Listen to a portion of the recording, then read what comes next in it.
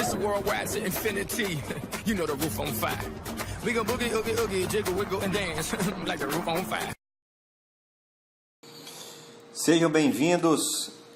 Vamos dar continuidade à nossa videoaula de número 8, que na parte 2 tratará sobre infraestrutura de aterramento, conforme a NBR 5410 de 2004. O que você deveria saber e nunca te disseram. Eu sou Victor Narbal e iremos comentar um pouco a respeito do que seria uma infraestrutura de aterramento para a 5410, norma de instalações em baixa tensão. Eletrodos de aterramento é assim definido pela norma que toda edificação deve dispor de uma infraestrutura de aterramento, denominada eletrodo de aterramento, sendo admitidas as seguintes opções. Para podermos entender o que significa infraestrutura, falaremos brevemente, para um entendimento rápido, e em uma figura em seguida explicaremos melhor o que trata infraestrutura de aterramento. Infraestrutura, se colocarmos como exemplo em um apartamento onde temos eletricidade, onde temos gás, onde temos esgoto, água, esses itens formam um conjunto que recebe o nome de infraestrutura da edificação. E no caso da elétrica, particularmente eletrodos de aterramento, a norma trata de como que deve ser a infraestrutura ou o conjunto ou o sistema de aterramento em instalações em baixa tensão. Então ela fala que são admitidas as seguintes opções: A, preferencialmente, uso das próprias armaduras do concreto das fundações. Então, podemos notar que as próprias armaduras do concreto, por ordem de importância, essas armaduras de concreto das fundações, que são preparadas para este fim, o eletrodo de aterramento assim constituído apresenta uma resistência de aterramento de valor bastante baixo. Por outro lado, a abrangência de sua zona de influência torna impossível, na prática, utilizar outro eletrodo de aterramento eletricamente independente para qualquer sistema da edificação. Por essa razão, a medição da resistência de aterramento não deve, no caso, ser efetuada pelos métodos tradicionais, e sim através da injeção de corrente no terminal de aterramento principal. Ou seja, vocês estão vendo que essa forma de aterramento, utilizando as sapatas localizadas na fundação das edificações, é a melhor forma e preferencialmente onde podemos obter o melhor aterramento, porque temos uma estrutura considerável de ferro em conjunto com o concreto em uma profundidade adequada. Essa associação torna o aterramento ideal para as edificações. Em seguida, caso não seja possível utilizar as armaduras de concreto das fundações, a norma permite o uso de fitas, barras ou cabos metálicos especialmente previstos imersos no concreto das fundações, ou seja, enterrado a uma profundidade determinada. Ok? Aqui temos exemplos de fitas e cabos metálicos. Então, não foi possível utilizarmos as armaduras do concreto das fundações. Não foi possível utilizarmos fitas, barras ou cabos metálicos. Então, a norma dá a terceira opção, por ordem de preferência. Uso de malhas metálicas enterradas a nível das fundações, ou seja,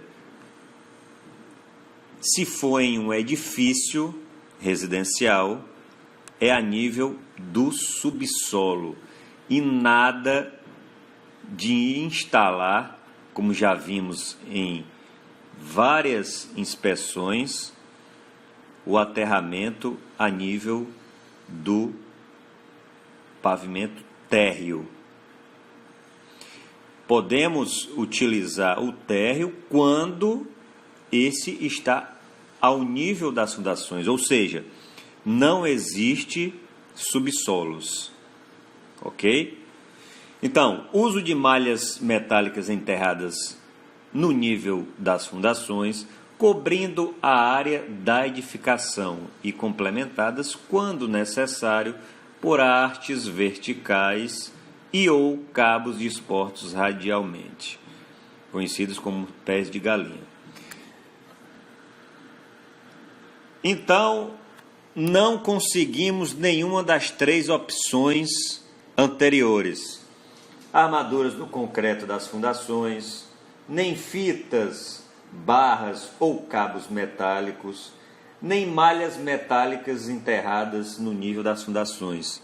Então, no mínimo, a 5410 determina que seja instalado anel metálico enterrado circundando o perímetro da edificação e complementado, quando necessário, por hastes verticais e ou cabos dispostos radialmente, pés de galinha.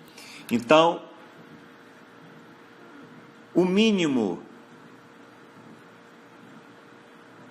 para uma infraestrutura de aterramento, ou seja, um mínimo que um eletrodo de aterramento possa ser instalado, é um anel que irá circundar todo o perímetro da edificação. Ok? Essas imagens ilustrativas apresentam a instalação. Uma observação, ou seja, uma nota que a 5410 apresenta no seu texto. Outras soluções de aterramento são admitidas em instalações temporárias, em instalações em áreas descobertas, como em pátios e jardins, em locais de acampamento, marinas e instalações análogas, e na reforma de instalações de edificações existentes, quando a adoção de qualquer das opções indicadas for impraticável.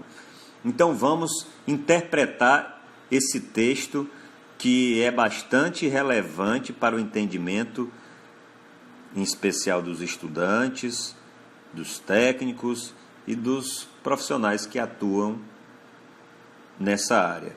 Quando a norma fala em outras soluções de aterramento, ela está tratando sobre as hastes de aterramento. Perceba que em nenhum dos itens anteriores ela mencionava hastes de aterramento especificamente para a realização ou para um eletrodo de aterramento. As hastes de aterramento citadas nos itens anteriores estão como forma de complementação do eletrodo de aterramento. Portanto, a nota trata que somente as hastes de aterramento devem ser instaladas em instalações temporárias, em instalações em áreas descobertas. Mas o que seriam instalações temporárias? Um exemplo de instalação temporária são parques de diversões, circos,